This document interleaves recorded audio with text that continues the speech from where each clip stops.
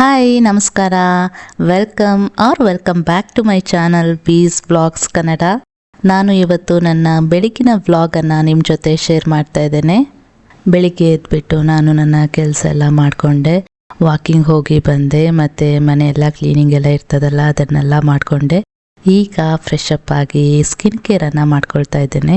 ಫಸ್ಟಿಗೆ ನಾನು ಮುಖಕ್ಕೆ ಮಾಯ್ಶ್ಚರೈಸರ್ನ ಹಚ್ಕೊಂಡೆ. ಸ್ವಲ್ಪ 1 ನಿಮಿಷ ಮಸಾಜನ್ನು ಮಾಡಿಕೊಂಡು ಮಾಯ್ಶ್ಚರೈಸರ್ ಕ್ಲೀನಾಗಿ ಅಬ್ಸರ್ವ್ ಆಗೋ ತನಕ ನಾನು ಮಸಾಜನ್ನು ಮಾಡ್ಕೋತೇನೆ.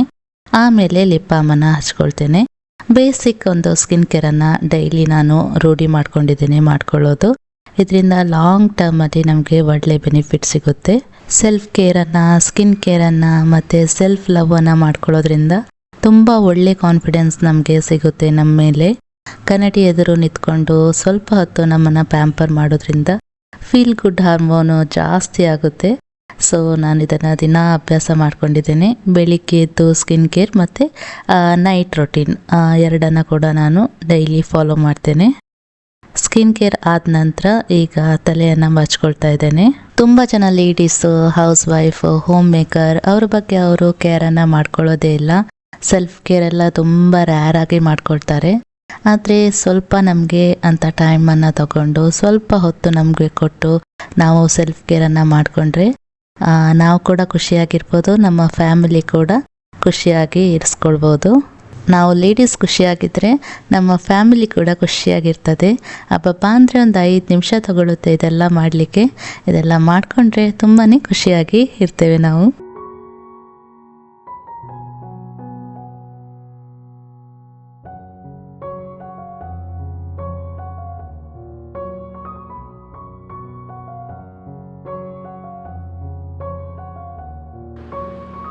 ಸೆಲ್ಫ್ ಕೇರ್ ಆದ ನಂತರ ಈಗ ನಾನು ಡೈರೆಕ್ಟ್ ಹೋಗಿ ಫಸ್ಟಿಗೆ ಫ್ರೆಶ್ ಅಪ್ ಆದ ನಂತರ ಹೊಸ್ತಿಲನ್ನು ಬರಿತೇನೆ. ಬೆಳಿಗ್ಗೆ ನಾನು ಕೆಲವು ರೊಟೀನನ್ನು ಮಾಡ್ಕೊಂಡ್ಬಿಟ್ಟಿದ್ದೇನೆ. ಬಿಫೋರ್ ಶವರ್ ಅಂತ ಒಂದಷ್ಟು ರೊಟೀನ್ ಇದೆ, ಆಫ್ಟರ್ ಶವರ್ ಒಂದಷ್ಟು ರೊಟೀನ್ ಇದೆ. ಅದನ್ನೆಲ್ಲ ಫಾಲೋ ಮಾಡೋದ್ರಿಂದ ತುಂಬಾ ನನಗೆ ಕಾಮಾಗಿ ಫೀಲ್ ಆಗ್ತದೆ ಮತ್ತು ಖುಷಿ ಆಗ್ತದೆ.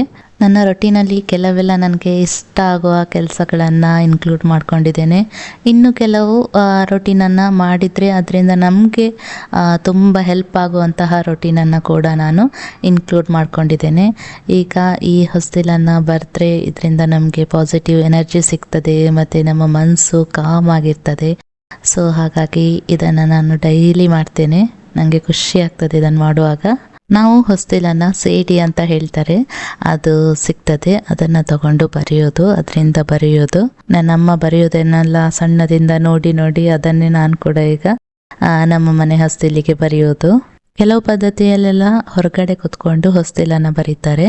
ನಮ್ಮ ಪದ್ಧತಿಯಲ್ಲಿ ನಾವು ಫಾಲೋ ಮಾಡಿಕೊಂಡು ಬಂದಂತಹ ಪದ್ಧತಿಯಲ್ಲಿ ಒಳಗಡೆ ಕೂತ್ಕೊಂಡು ನಾವು ಹೊಸ್ತಿಲನ್ನು ಬರೆಯೋದು. ಸೊ ಹೀಗೆ ಕುಂಕುಮ ಎಲ್ಲ ಹಚ್ಚಿ ಹೊಸ್ತಿಲೆಲ್ಲ ಬರೆದು ನೀರನ್ನೆಲ್ಲ ಇಟ್ಟು ಹೊಸ್ತಿಲ ಮೇಲೆ ನಮಸ್ಕಾರ ಮಾಡಿದರೆ ಆಯಿತು, ನಮ್ಮ ಆಚೆ ಹೊಸ್ತಿಲು ಬರ್ದಾಗ್ತದೆ.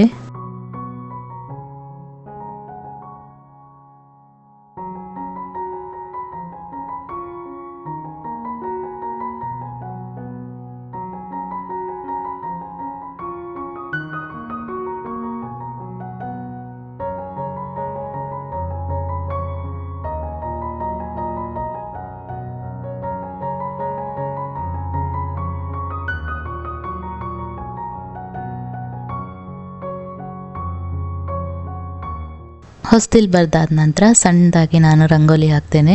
ಈ ರಂಗೋಲಿ ಅಚ್ಚೆಲ್ಲ ಸಿಗ್ತದಲ್ಲ, ಅದರಿಂದ ನಾನು ರಂಗೋಲಿ ಹಾಕೋದು. ಸಣ್ಣ ರಂಗೋಲಿ ಹಾಕ್ತೇನೆ. ಈ ಅಪಾರ್ಟ್ಮೆಂಟ್ ಅಲ್ಲ, ಸೊ ಹಾಗಾಗಿ ದೊಡ್ಡದೆಲ್ಲ ರಂಗೋಲಿ ಹಾಕ್ಲಿಕ್ಕೆ ಆಗೋದಿಲ್ಲ.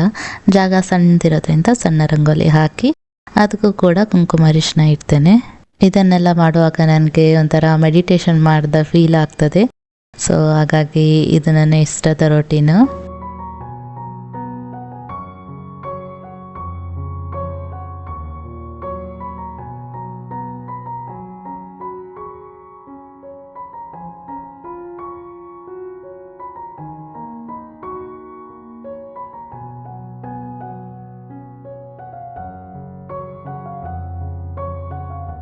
ಆಮೇಲೆ ನಾನು ದೇವರ ಮನೆಗೆ ಹೋಗಿ ಸಾಂಬ್ರಾಣಿ ಧೂಪ ಹಾಕ್ತೇನೆ. ನನಗೆ ಸಾಂಬ್ರಾಣಿದು ಹೊಗೆ ಅಂದರೆ ತುಂಬ ಇಷ್ಟ.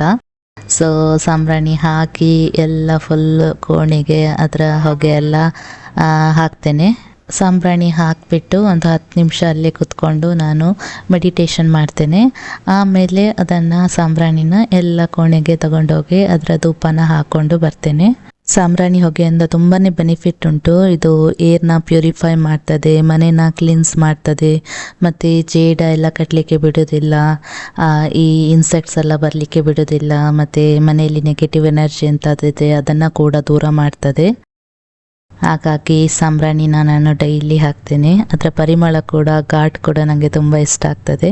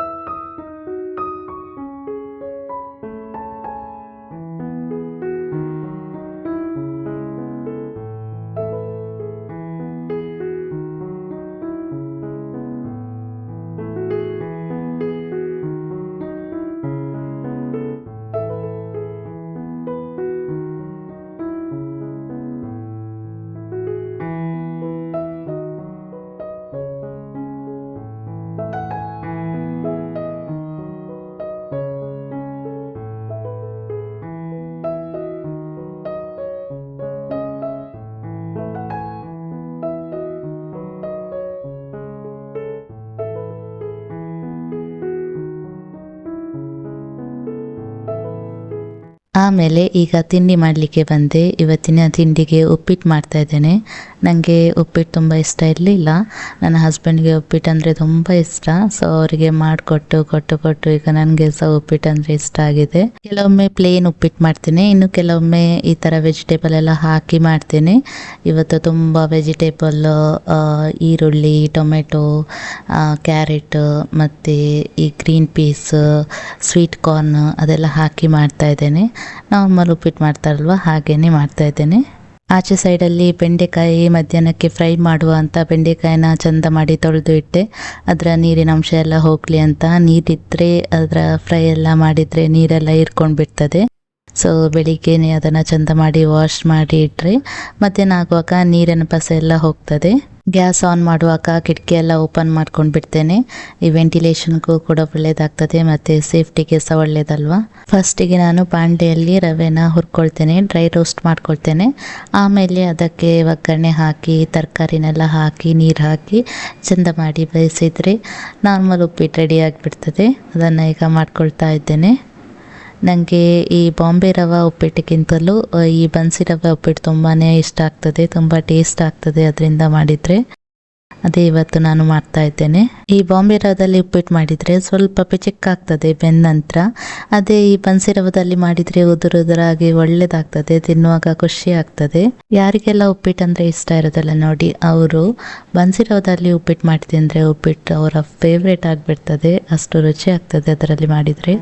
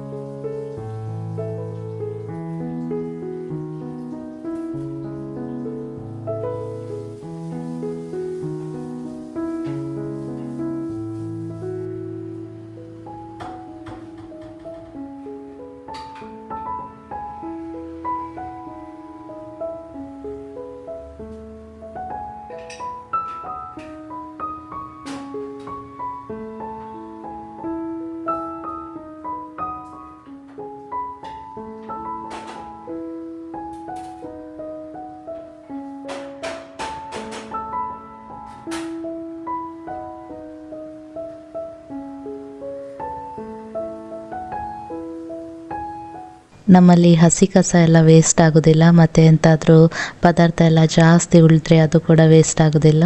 ಈ ಥರ ಒಂದು ಬಕೆಟ್ಗೆ ಹಾಕಿ ಇಟ್ಕೊಳ್ತೇನೆ. ಇಲ್ಲಿ ನಮ್ಮ ಮನೆ ಹತ್ತಿರ ದನ ಎಲ್ಲ ಬರ್ತದೆ, ಅದಕ್ಕೆ ಕೊಟ್ಟು ಬಿಡೋದು. ಅದು ಖುಷಿಯಲ್ಲಿ ತಿಂತದೆ. ಸೊ ಅದೊಂದು ನನಗೆ ಇಲ್ಲಿ ತುಂಬ ಇಷ್ಟ ಆಗ್ತದೆ. ಅವತ್ತೇ ಮಾಡಿ ತಿಂಡಿ ಎಲ್ಲ ಅವತ್ತೇ ಖಾಲಿ ಆಗಿಬಿಡ್ತದೆ. ಮತ್ತು ಹೆಚ್ಚಾದರೆ ಸಹ ಅಥವಾ ಎಂತಾದರೂ ವೇಸ್ಟ್ ಆದರೆ ಸಹ ಎಂಥ ಮಂಡಿ ಬಿಸಿ ಆಗೋದಿಲ್ಲ. ದನ ತಿಂತದಲ್ಲ ಅಂತ ಒಂದು ಸಮಾಧಾನ ಆಗ್ತದೆ.